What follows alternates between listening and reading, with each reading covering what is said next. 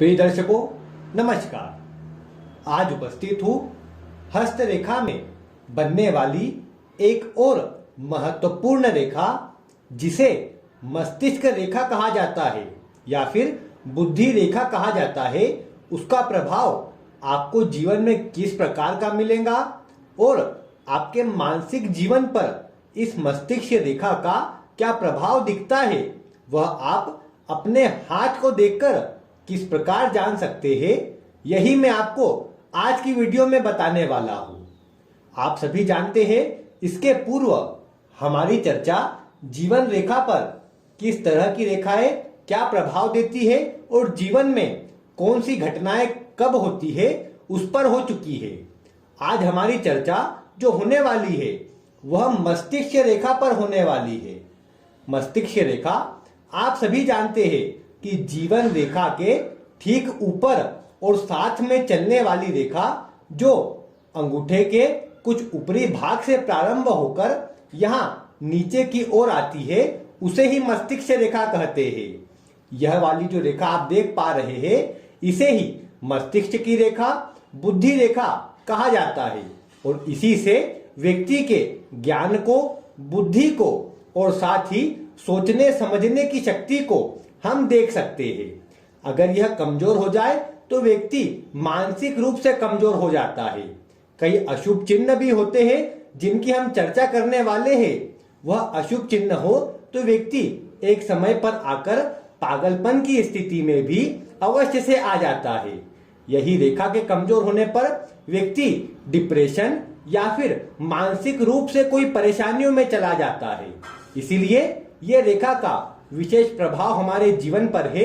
इसलिए आपको आज की वीडियो ध्यान पूर्वक बिना स्किप किए देखनी चाहिए। आइए मैं आपको एक एक करके पहले जो मस्तिष्क रेखा हाथ में पाई जाती है उसका कैसा प्रभाव होता है वह बताता हूं। आप सभी जानते हैं कि हाथ में जो जीवन रेखा यहां इस प्रकार की होती है। कई बार जो हमारी मस्तिष्क रेखा होती है वो इसके ठीक साथ से इसके साथ चिपक करके फिर इसी आगे बढ़ती है। कुछ इस प्रकार की होती है। कई हाथों में आप देखेंगे कि ये थोड़ी सी ऊपर से निकल कर आएंगी और कई हाथों में जीवन रेखा से बहुत दूरी से प्रारंभ होती है। तो यह तीन प्रकार की मुख्य रूप से आपको मस्तिष्क रेखा हाथ में देखने को मिलेंगी। पहली वाली ठीक चिपक करके चलती है। जीवन रेखा और मस्तिष्क रेखा कुछ उम्र तक साथ चलती है। इसके ऊपर कई हाथों में आपको देखने को मिलेगा कि जीवन रेखा और मस्तिष्क रेखा एकदम पास से चल रही है और कई हाथों में आप यह देखेंगे कि जीवन रेखा और मस्तिष्क रेखा के बीच में बहुत बड़ा गैप है।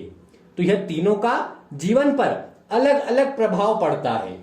जैसे अगर देखें तो जो पहली वाली रेखा है जिसमें आपकी जीवन रेखा और मस्तिष्क रेखा दोनों साथ साथ चल रही है, तो इस प्रकार की जीवन रेखा बहुत अच्छी होती है। लगभग आपको अधिकतर हाथों में देखने को भी मिलेंगी। साथ ही साथ इसके होने से व्यक्ति का प्रारंभिक जीवन, शुरुआती जीवन आपको अवश्य से खराब मिलेगा या परेशानियों से भरा मिलेगा। या आप यह भी कह सकते हैं कि व्यक्ति अपने जीवन में तो सफलता प्राप्त करेगा लेकिन उसके माता पिता से इतनी शुभ स्थिति या पूर्व के समय में घर परिवार की स्थिति इतनी शुभ नहीं रही है। उसके होने के बाद व्यक्ति को सफलता मिली है, आप यह भी कह सकते हैं। अर्थात ये वाली रेखा शुरुआती जीवन को खराब बताती है, उसके बाद सफलता मिलती है। साथ ही जो दूसरी प्रकार की जीवन रेखा है जिसमें जीवन रेखा के साथ में जो मस्तिष्क रेखा होती है वो ज्यादा दूरी पर नहीं होती है, पास में ही होती है। इसे आप इस प्रकार भी समझ सकते हैं कि हल्की सी यहाँ कोने से केवल आपकी जो जीवन रेखा है और मस्तिष्क रेखा है वो जुड़ी हुई है, बाकी फिर तुरंत ये अलग हो गई है। तो ऐसी रेखा व्यक्ति को कम उम्र में ही जिम्मेदार बना देती है। घर परिवार की स्थिति जैसी भी हो उसके कारण व्यक्ति को जल्दी ही अपने कदमों पर अपने ऊपर जिम्मेदारी लेना पड़ता है और घर परिवार को संभालना पड़ता है। अगर जीवन रेखा और मस्तिष्क रेखा जल्दी ही अलग हो जाए तो ये उसको बताती है और हल्की सी गैप लेकर के भी चल रही हो तो ये भी उसी को बताती है। व्यक्ति स्वतंत्र विचारधारा का होता है, अन्य लोगों के दबाव में आकर या अन्य लोगों की बातों में आकर कोई कार्य नहीं करता है। जो उसे अच्छा लगता है वही करना ज्यादा पसंद होता है। यह दूसरी प्रकार की मस्तिष्क रेखा भी आपको विशेष शुभ परिणाम देते हुए ही मिलेंगी। और जो तीसरी प्रकार की है जिसमें जीवन रेखा और मस्तिष्क रेखा में आपको बड़ा गैप देखने को मिले, तो ऐसी जीवन रेखा और मस्तिष्क रेखा थोड़ी सी परेशानियों को बताती है, क्योंकि यहां पर ऐसा व्यक्ति अन्य लोगों से अपने विचार तो अलग रखता है लेकिन कई बार गलत मार्गों की ओर चला जाता है।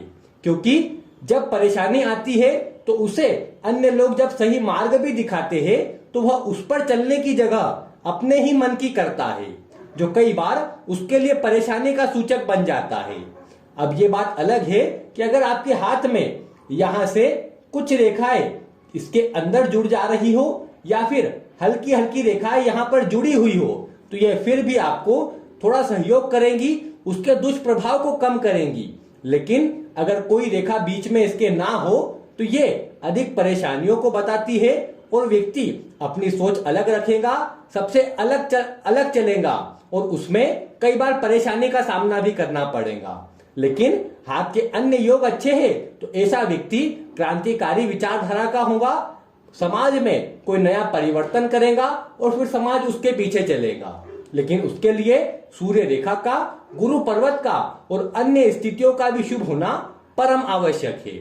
इसे हम मिला जुला परिणाम देने वाला कह सकते हैं। अब यह तो आपने देखा कि 3 प्रकार की जो मस्तिष्क रेखा है वह जीवन रेखा से प्रभाव दे रही है।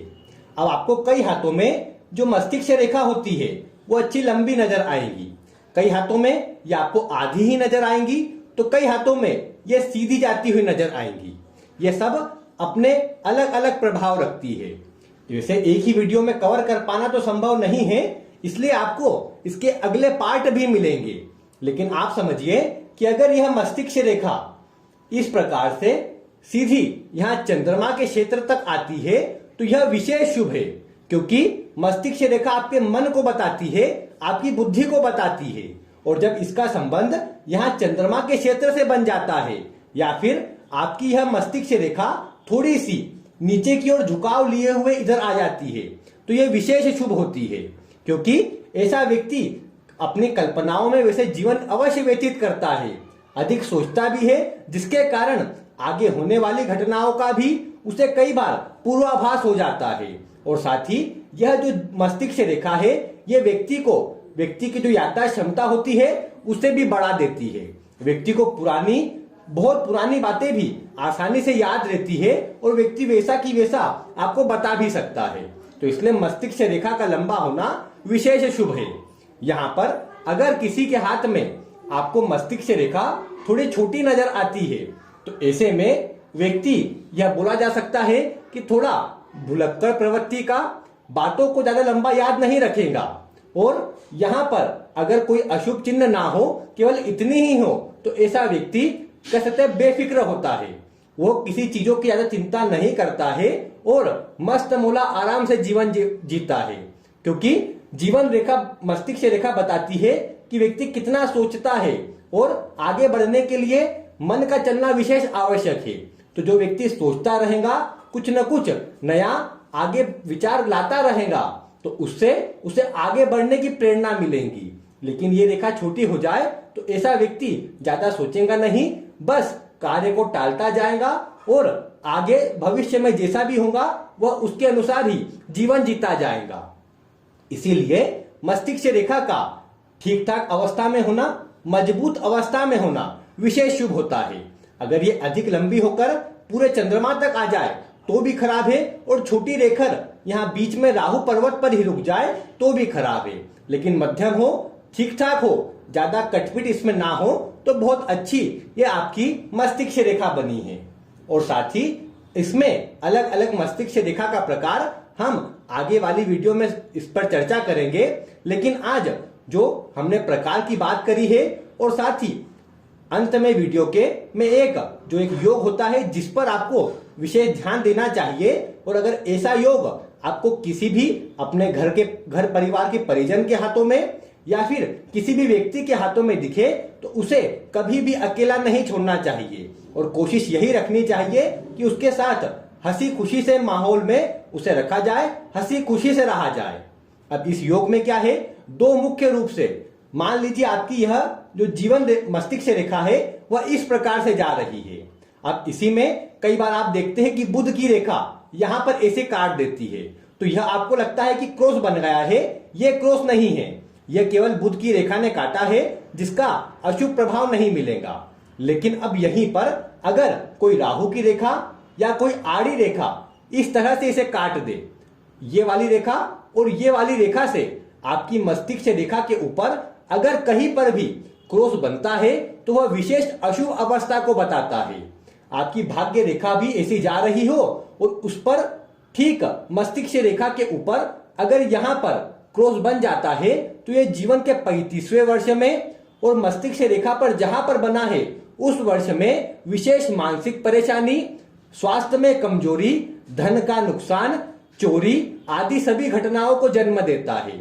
और यहाँ अंत में होना यह विशेष अशुभ है, क्योंकि ऐसी अवस्था में व्यक्ति अधिक सोचने वाला तो अवश्य होता है, लेकिन जब उसकी वृद्धा अवस्था आती है तो उस समय पर वह डिप्रेशन में चला जाता है या मानसिक किसी रोग का शिकार हो जाता है। पागलपन की अवस्था भी आप इसे कह सकते हैं। साथ ही यहाँ पर चंद्रमा की स्थिति पर विचार अवश्य से कीजिए। चंद्रमा पर भी आड़ी रेखाएं हो, गड्ढा बनता हो, क्रॉस आदि बने हो तो ये सब मस्तिष्क रेखा को और अधिक कमजोर करेगा। वैसे इन सभी योग के लिए अन्य हाथ की रेखाओं का भी अध्ययन जरूरी है, लेकिन मुख्य रूप से मस्तिष्क रेखा पर क्रॉस होना, ठीक पॉइंट पर तिल होना, वह भी सब खराब है और उसके भी हाथ के अनुसार ही कुछ उपाय अवश्य से कर लेने चाहिए। वैसे आज केवल मुख्य बातों को आपको बताने का प्रयास किया है, आगे हम इस पर अलग वीडियो लेकर के आएंगे जिसमें अन्य सभी टॉपिक भी हम कवर करेंगे। उम्मीद है आपको मस्तिष्क रेखा से जुड़ी प्रमुख जानकारी जो आज मैंने दी है वो आपको पसंद आई होंगी और आप ऐसी ही रोचक वीडियो देखने के लिए चैनल के साथ जुड़े रहेंगे। वीडियो को लाइक कीजिए और अन्य लोगों तक भी अवश्य से शेयर कीजिए। मिलते हैं फिर किसी ऐसी ही रोचक वीडियो के साथ। वीडियो देखने के लिए आपका बहुत बहुत धन्यवाद।